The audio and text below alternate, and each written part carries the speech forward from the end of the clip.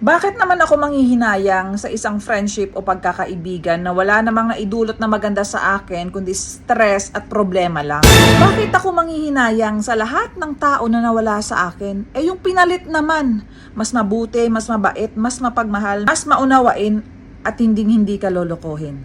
Kung may mga taong gustong umalis sa buhay nyo, paalisin nyo. Do not beg for someone to stay in your life. Naniniwala talaga kasi ako na ang mga right person sa buhay natin will stay. The wrong ones will disappear. Lalo kung mabuti kang tao, alam mo si God na talaga nagbibigay ng way para tanggalin ang mga taong ginagawan ka ng masama nang hindi mo alam.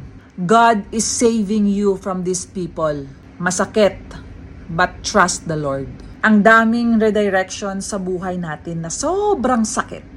Pero alam nyo, after, mapapa-thank you Lord ka na lang talaga. Papasabi ka na lang na, kaya pala tinanggal siya sa buhay ko. Kaya pala nalaman ko na ganito. Buti na lang talaga na wala siya sa buhay ko. Gets mo na? Kaya kung may mga taong nawala sa buhay natin, okay lang yan. Part yan ng plano ni God for you.